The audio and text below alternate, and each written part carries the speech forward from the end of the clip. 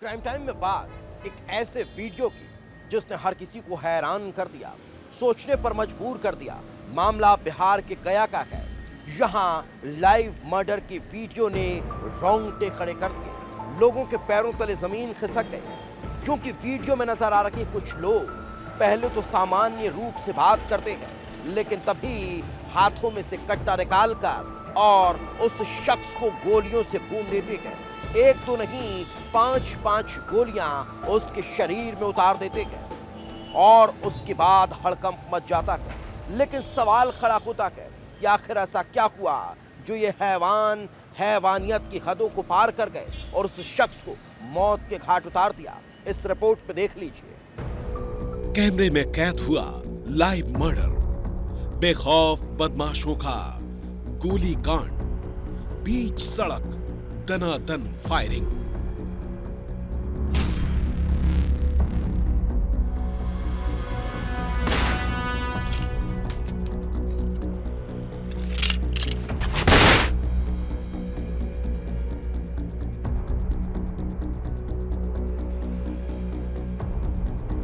बिहार का गया जी शहर, दिवाली का दिन था। चारों तरफ रौनक थी। शहर रोशनी में डूबा हुआ था। सब त्योहार की तैयारियों में जुटे थे। इसी बीच एक वीडियो आता है जिससे शहर में सनसनी फैल जाती है। खुशी के माहौल में दहशत का साया छा जाता है। एक ऐसा वीडियो जो देखते ही लोगों के चेहरे की हवाइयां उड़ गईं और खौफ जहन में उतर गया।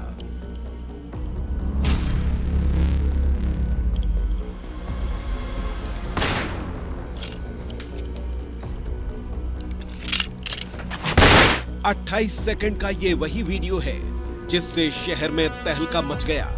ये कोई सुनसान जगह है या सड़क का किनारा नहीं, बल्कि शहर के बीच बसे मोहल्ले का है। घर के बाहर 5 लड़के खड़े हैं और एक लड़के ने दूसरे पर पिस्टल तान रखी है। वीडियो के दूसरे सेकंड में जैसे ही काली टी शर्ट वाला लड़का घूमता है, सामने खड़ा लड़का फायर कर देता है।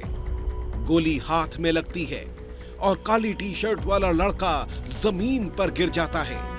बाकी लड़के खड़े देखते रहते हैं। फिर दूसरी गोली चलती है। युवक चोट कर खड़े होने की कोशिश कर रहा था, वो दोबारा पस्त हो जाता है। लेकिन बंदूक यहां सिर्फ एक के हाथ में नहीं है, सबसे किनारे खड़े इस युवक के हाथ में भी बंदूक है। और वीडियो के ठीक 10वें सेकंड में तीसरी गोली चलती है। इतनी देर में तीसरा लड़का पिस्टल अपने हाथ में ले लेता है और जमीन पर ढेर पड़े युवक के बिल्कुल नजदीक पहुंच जाता है और फिर आखिरी गोली उसके सीने में दाग कर चारों लड़के वहां से निकल जाते हैं। एक के बाद एक 5 गोलियां सीने में उतारने के बाद बड़े ही आराम से चारों लड़के वहां से चले जाते हैं, जैसे ये उनका रोज का काम हो। किसी के चेहरे पर कोई डर नहीं दिखता और न ही दिन दहाड़े गोली मारने के बाद कोई अफसोस या हड़बड़ी। ये पूरी वारदात घर के बाहर लगे सीसीटीवी कैमरे में कैद हो जाती है। बैरागी मोहल्ले के एक घर के बाहर यूं गोलियों से भुनी हुई लाश देखकर हड़कंप मच जाता है।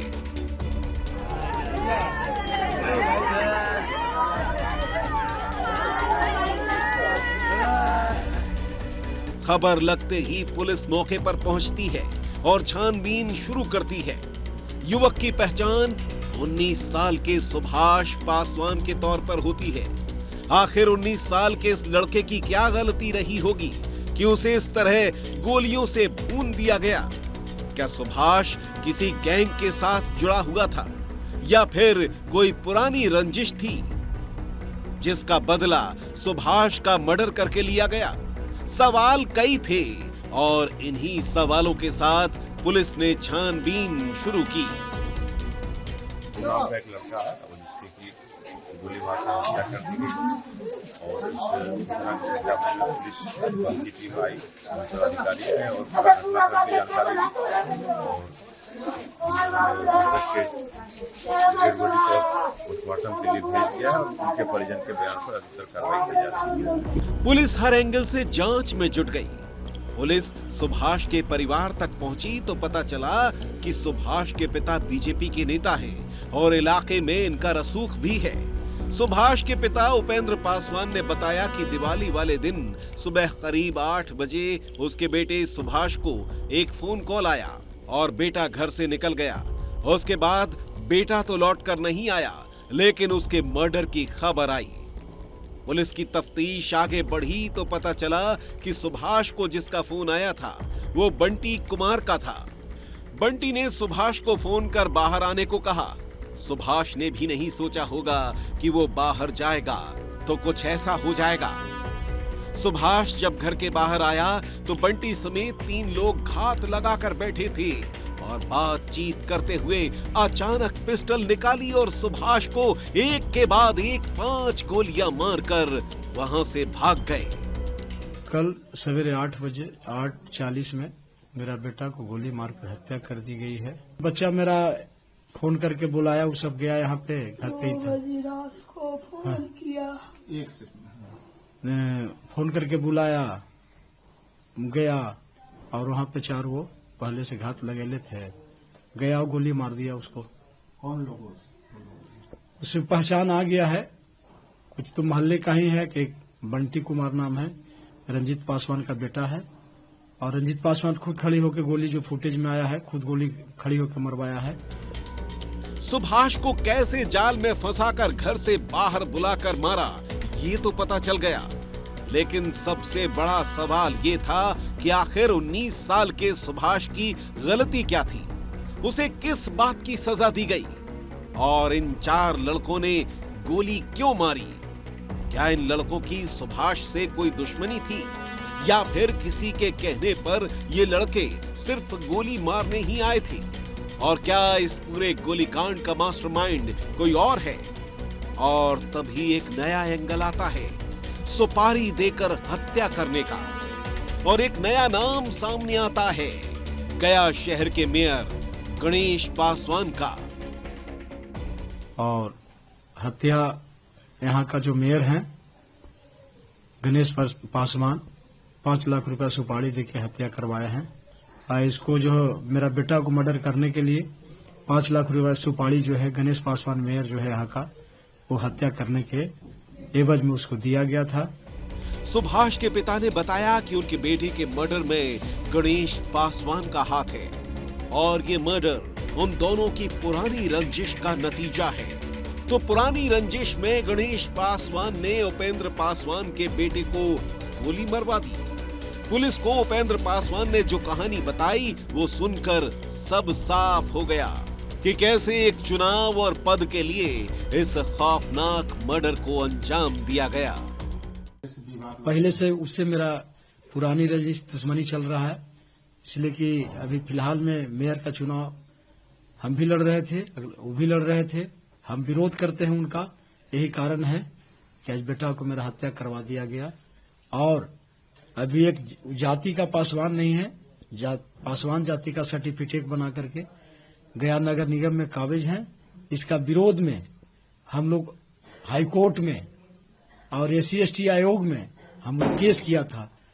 उसमें जाति का हम लोग विरोध किए कि पासवान नहीं है, बंगाली जाति से आते हैं, हम लोग केस किए हैं।